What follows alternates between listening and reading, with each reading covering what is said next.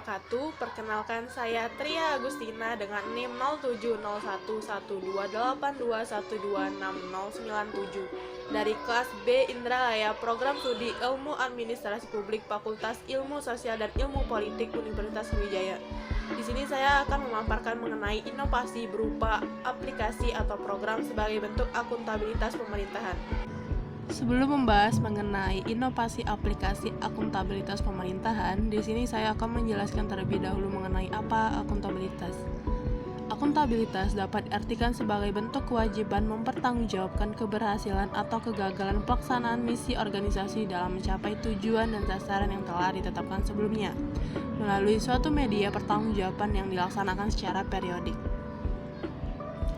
Di sini saya mengambil dua contoh inovasi akuntabilitas pemerintahan. Yang pertama yaitu sistem aplikasi keuangan tingkat instansi atau yang disingkat SAKTI. Direktorat Jenderal Perbendaharaan Kementerian Keuangan telah mengembangkan suatu sistem aplikasi terintegrasi yang diperuntukkan bagi seluruh satuan kerja instansi pemerintahan pusat di seluruh Indonesia yang mana diberi nama Sistem Aplikasi Keuangan Tingkat Instansi atau SAKTI. Implementasi SAKTI ini sebagaimana diamanatkan dalam Peraturan Menteri Keuangan Nomor 223 Tahun 2015 dan Nomor 131 Tahun 2016. Sistem aplikasi keuangan tingkat instansi atau SAKTI ini merupakan sebuah aplikasi sebagai bagian IMIS yang digunakan secara mandatori oleh instansi atau satuan kerja pengelola dana yang bersumber dari anggaran pendapatan dan belanja negara, baik dalam lingkup kementerian maupun dinas di pemerintah daerah. Sistem ini dibangun guna mendukung prinsip-prinsip pengelolaan keuangan yang tertib, efektif, efisien, ekonomis, transparan, akuntabel, terintegrasi, dan berbasis kinerja. Aplikasi SAKTI ini mencakup seluruh proses pengelolaan keuangan negara pada Satker, dimulai dari proses penganggaran, pelaksanaan, sampai dengan pelaporan, yang dimana proses pengelolaan keuangan diperankan oleh modul-modul aplikasi sebagai berikut. Yang pertama, proses penganggaran diperankan oleh modul penganggaran. Yang kedua, proses pelaksanaan diperankan oleh beberapa modul, yaitu modul komitmen, modul bendahara, modul aset tetap, modul persediaan, dan modul pembayaran.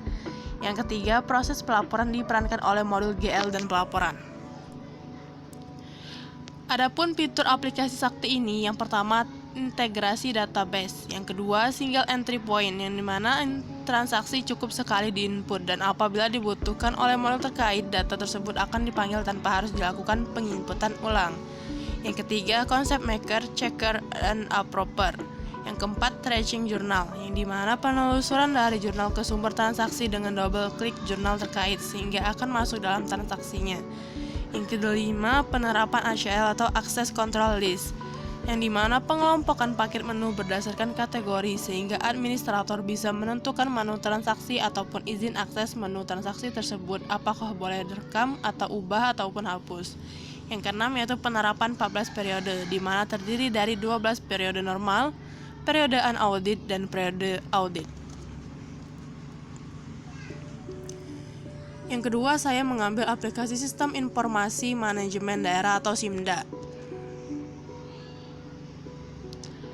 Untuk meningkatkan akuntabilitas keuangan dan kinerja pemerintah daerah, sejak tahun 2003, Deputi Pengawasan Bidang Penyelenggaraan Keuangan Daerah mengembangkan Sistem Informasi Manajemen Daerah yang dimana disingkat SIMDA.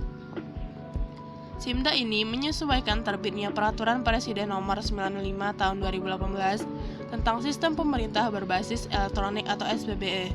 Di dalamnya mengatur prinsip-prinsip penyelenggaraan SPBE baik untuk sistem administrasi pemerintah atau sistem pelayanan publik.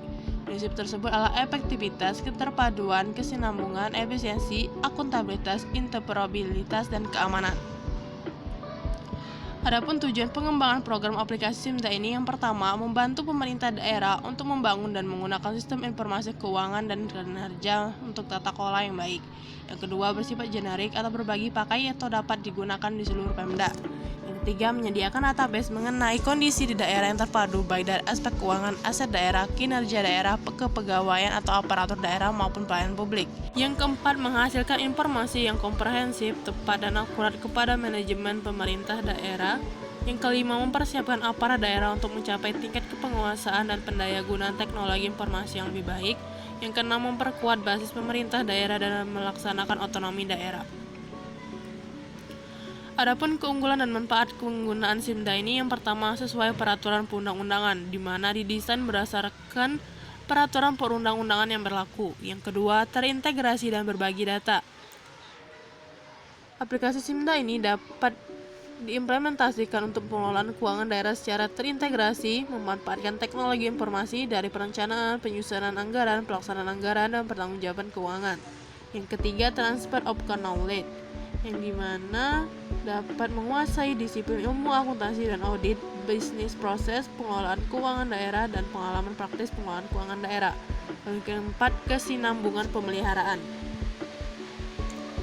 Yang kelima yaitu mudah digunakan, di mana fitur-fitur sederhana mudah dimengerti dan dipelajari. Lalu yang terakhir, pengawasan berkelanjutan, di mana pengembangan aplikasi dalam pengawasan berbasis aplikasi SIMDA ini untuk meningkatkan pengawasan berkelanjutan dan pemantauan berkelanjutan baik untuk pemerintah daerah maupun pemerintah pusat. Pada intinya, akuntabilitas sangat perlu dilakukan sebagai bentuk pertanggungjawaban kinerja pemerintah kepada masyarakat, yang mana dapat memanfaatkan teknologi sebagai inovasi pembentukan aplikasi yang membantu pelaksanaan akuntabilitas seperti aplikasi Sakti dan SIMDA ini. Sekian dari saya akhiri. Wassalamualaikum warahmatullahi wabarakatuh.